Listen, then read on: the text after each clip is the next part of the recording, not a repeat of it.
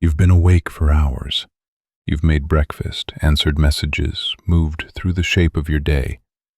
And somewhere in all that motion, you referred to yourself, I need to finish this.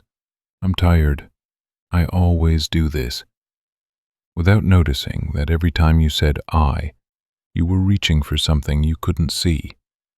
Something you've been calling by the same name your entire life, as if repetition made it solid. What if that name was never pointing at a thing?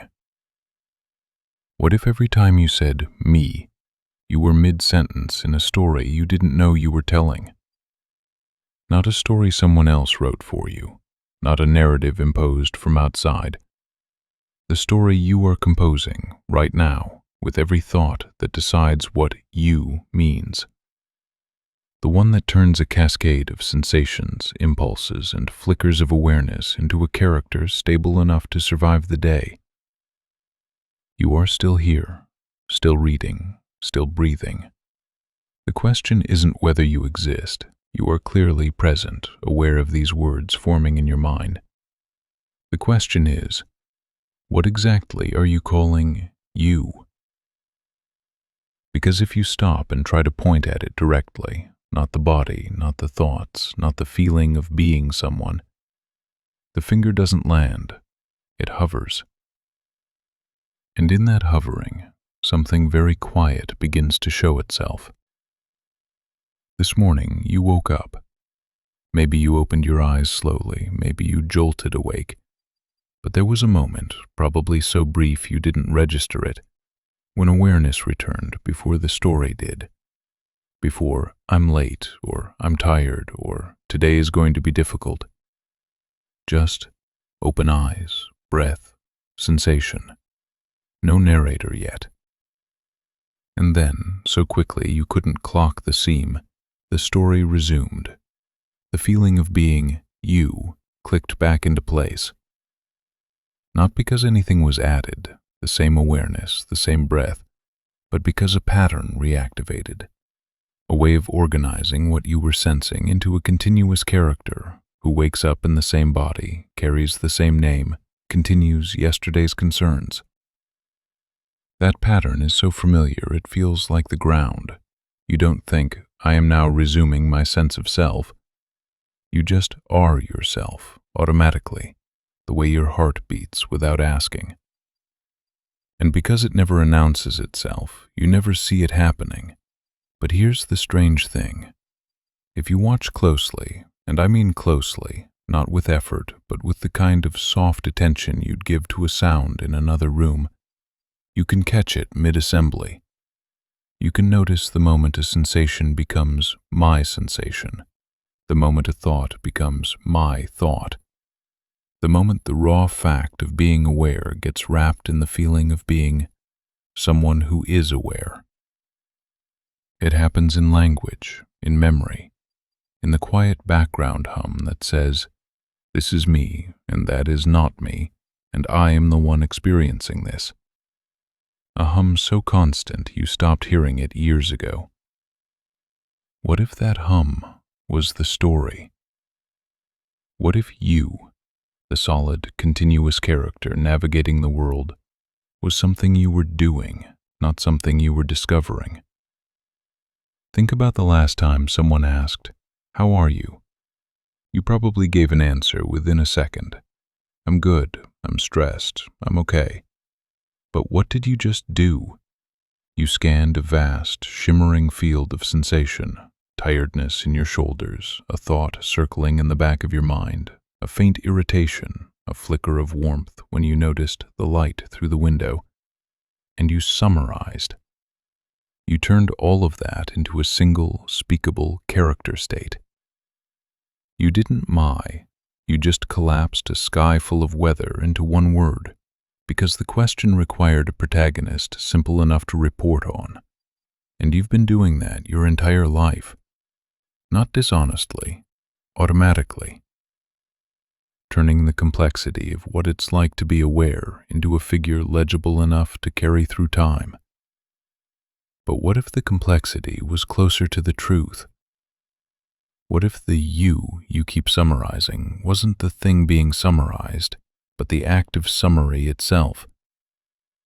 You are still reading, still here, still breathing. I'm not suggesting you dissolve. I'm asking you to notice what's already dissolving and reforming every moment you're not looking. There's a reason this feels strange to consider. The story of me is load-bearing. It's how you navigate the world, make decisions, protect yourself, connect with others. If you couldn't say, I want this or I don't want that, you'd be paralyzed. The self isn't a mistake. It's a masterpiece of efficiency, a way of bundling continuity, memory, preference, and will into something that can act. But efficiency has a cost. What you gain in speed, you lose in resolution. The story smooths over gaps you didn't know were there. Here's one. You probably believe that you are continuous, that the you reading this sentence is the same you who read the sentence before it, and the same you who woke up this morning, and the same you who existed 10 years ago. You might even feel that continuity as a kind of inner texture, the sense that your awareness has been running unbroken since you were born. But has it? When you were asleep last night, where were you? Not your body. Your body was in bed. I mean you, the aware presence you call I. Were you there, experiencing darkness? Or was there just nothing? No awareness, no presence, no witness. A gap, hours long. And yet this morning, the story resumed as if it had never stopped. You didn't wake up confused about who you were. You didn't need to reconstruct your identity from scratch. The you feeling was already loaded, waiting like an app reopening to where you left off. But the continuity wasn't experienced, it was asserted. Your memory said, I went to sleep and now I'm awake. And you believed it because the alternative, that the self blinks out and reconstitutes constantly, and you only notice the reconstitution, is too strange to hold. But what if that strangeness was the truth? What if the you keep referring to wasn't a constant thread running through time, but a pattern that turns on and off, so quickly and so seamlessly that you never catch the seam? Consider memory. You believe you remember your past, and you do, sort of. But if you try to remember yesterday, what actually appears? Not the whole day, not even most of it. A few images maybe, a feeling, a sense of having been somewhere, doing something. The rest is gone. Not hidden, not forgotten, just gone, as if it never existed in the first place. And yet the story of you stretches across that emptiness without buckling. It fills in the gaps so smoothly you don't notice there are gaps to fill. You say, I went to work yesterday, and you feel the continuity of having been the one who went. But what you're feeling isn't the past. It's a present moment sensation of having a past. A retroactive narrative that makes now feel like the continuation of then. And that's fine. That's how memory works. But notice what it means. The you believe in isn't built from continuous experience. It's built from inference, from stitching together fragments into a character who seems solid enough to have lived them all. The story doesn't describe you. The story is you. You are still breathing, still here. Still the one aware of these words forming in your mind. That hasn't changed. What's changing is the sense that you was ever a thing separate from the act of claiming it. Here's where it gets stranger. If the self is a story, who's telling it? Your first instinct might be to say, I am, but that just pushes the question back one step. If I am telling the story of me, then what is the I that's doing the telling? Another story? And who's telling that one? You could keep regressing forever, or you could notice something simpler. The question assumes there has to be an author, a central controller, a headquarters where you live, issuing commands and narrating experience. But what if there's no headquarters?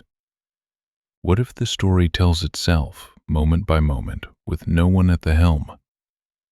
Watch what happens when you think, not the content of the thought, the event itself. Did you decide to think it? Did you pre-approve the sentence before it appeared in your mind? Or did it just arrive, already formed, like a fish breaking the surface of water? You might say, yes, but I chose to think about this topic. Did you? Trace it back. Why did you choose that topic and not another? Because something interested you. Why did that thing interest you? Because of your history, your mood, a prior thought that led to this one. And where did that prior thought come from? If you trace it honestly, the line doesn't end at a freestanding chooser. It dissolves into a web of causes, sensations, memories, impulses, conditioned patterns, none of which you authored. You are riding a wave you didn't create, claiming it as yours the moment it crests into awareness. And the claiming happens so fast, so reflexively, that you never see the gap between the wave arriving and the story saying, I thought that. The thought appears, and a millisecond later the narrator tags it as mine. But the narrator is just another thought, another wave, claiming the previous one. There's no ghost in the machine. There's just the machine watching itself, mistaking the watching for a watcher. You are still here, still reading, still aware. I'm not saying you aren't. I'm saying the you think you are, the solid, continuous, freely choosing self, might be something the watching invented to make sense of itself. Here's the image I keep returning to: a river. If you stand on a bridge and watch a river, you see water flowing past. It looks like one thing, the river, moving from upstream to downstream. You can point at it, name it, say, that's the same river I saw yesterday. But it's not. The water you saw yesterday is miles away by now. The river you're looking at is new water, newly arriving, newly departing. What you're calling the river isn't a thing, it's a pattern, a shape held by the banks, the current, the gravity pulling it downhill. The pattern persists, the water doesn't. And yet no one finds this upsetting. You don't stand on the bridge and mourn the loss of yesterday's water. You accept that river was always just a name for a process, not a substance. A continuity of form, not content. What if you were a river? What if the you keep reaching for was just a pattern, a shape held by memory, language, and the body's ongoing hum, with no substance underneath? What if new experience was pouring through you constantly, and the only reason it felt like the same you experiencing it was because the pattern recognized itself again and again, so fluently you never noticed the newness? You could call that loss, the discovery that you're not what you thought. Or you could call it relief, the discovery that you were never required to be a solid thing in the first place.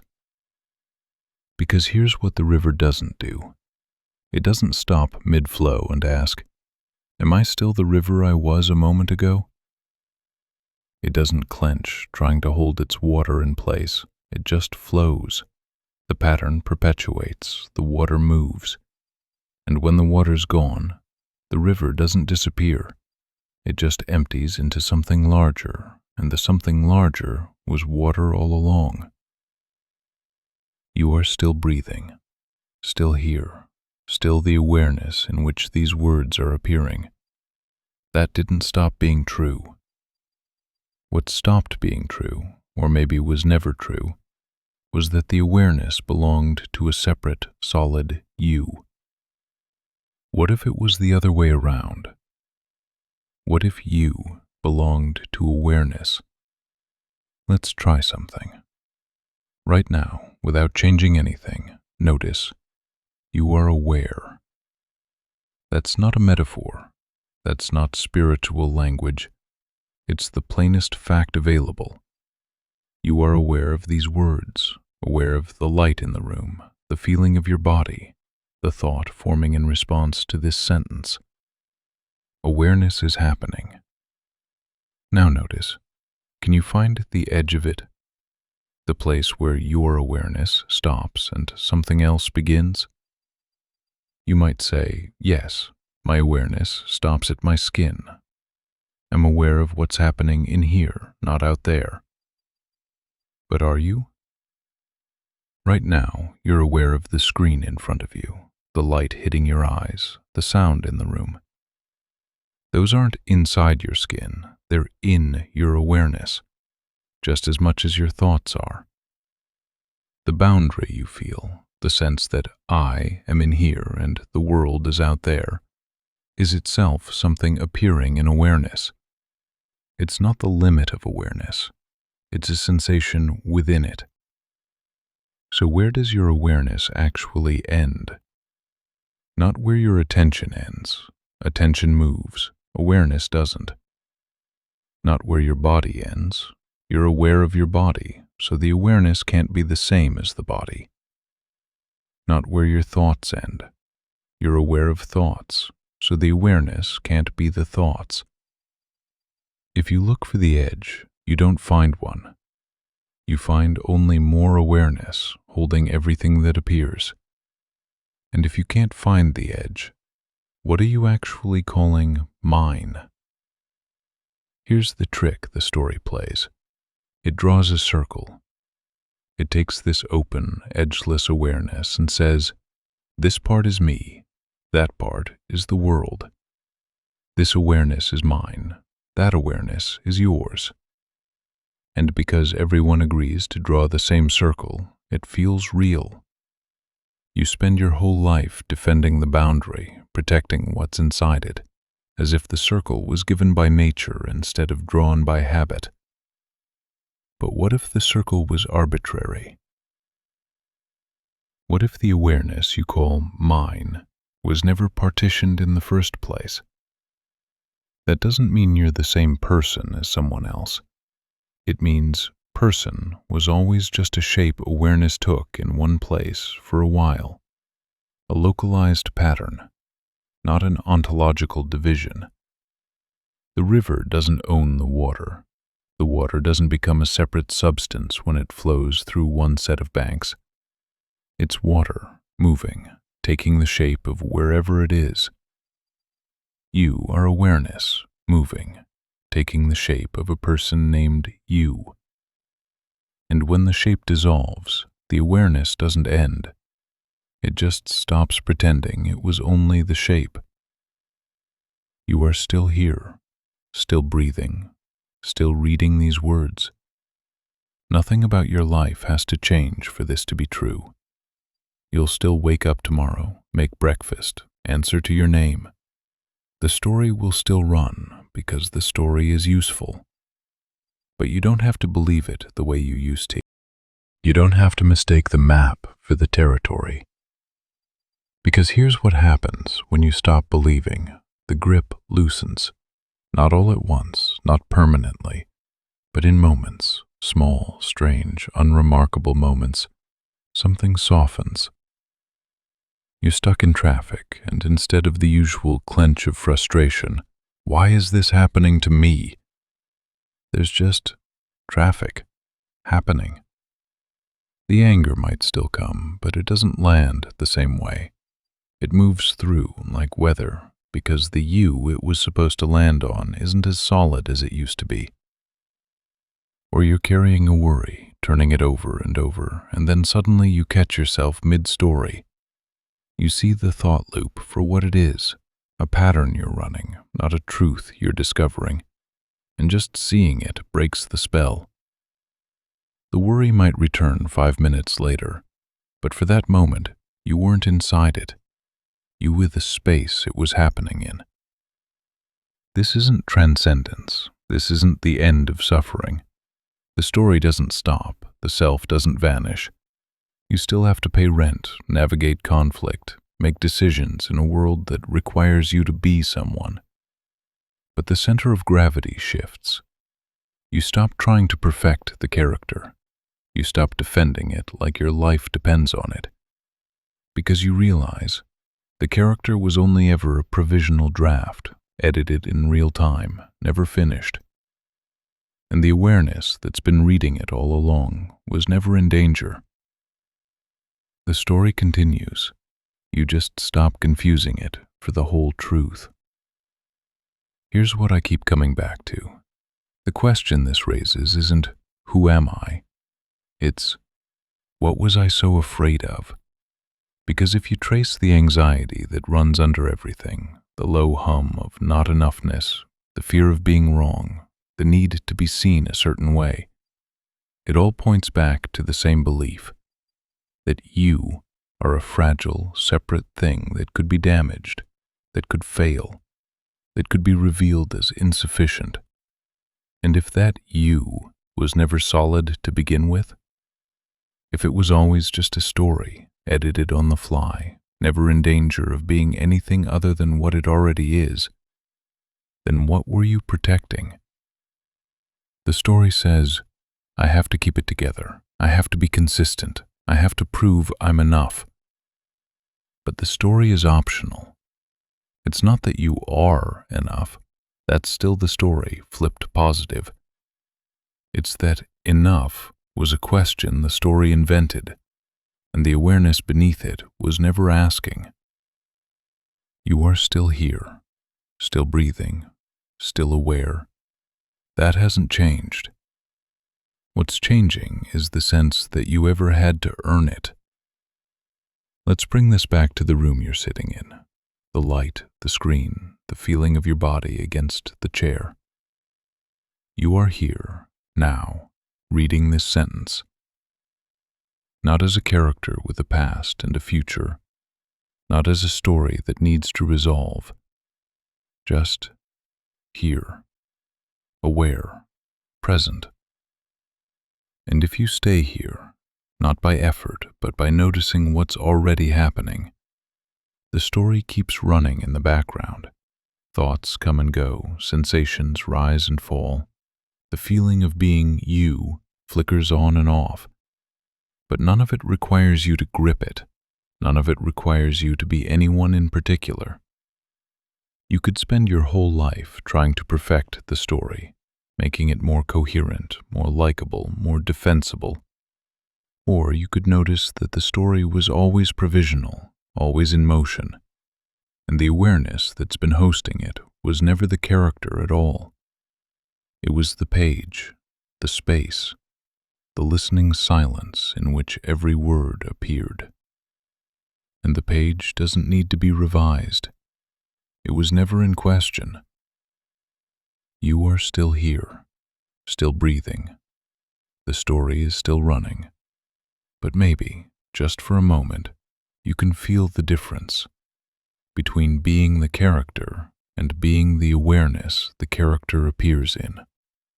That difference is so subtle you could miss it, or you could live inside it, and it changes everything without changing anything at all. The story will keep going. You'll wake up tomorrow and the you feeling will be waiting. You'll make breakfast, answer to your name, move through the shape of your day. And that's fine. The story isn't the enemy. It's just not the whole truth. The whole truth is quieter. It's the awareness that's reading this sentence right now. The awareness that was there before the story started and will be there after it ends. The awareness that never needed a name, never needed a past, never needed to prove itself, because it was never separate from what it was aware of in the first place. You don't have to take my word for it. You can check, right now. Just notice. Are you aware? And if you are, who is the one noticing the awareness? If you look for that one, you won't find a second self. you'll find only more awareness, looking, recognizing itself. And in that recognition, the story relaxes its grip. Not forever, just for now. And now is all there ever was. You are still here. Still breathing. Still the awareness these words are appearing in. The story you've been calling me is still running, but maybe, just maybe, you don't have to believe it as hard as you used to. Maybe it was always just something awareness was doing to make sense of itself. And the awareness didn't need making sense of. It was fine all along. If you stayed all the way to the end of this, I want to know it reached you. Write this in the comments. I am the space the story moves through. Say it in your own words if you want, but let me know you're here. And if something in this opened up, even for a second, the videos on screen now go deeper, not louder, deeper. Click one. See what happens.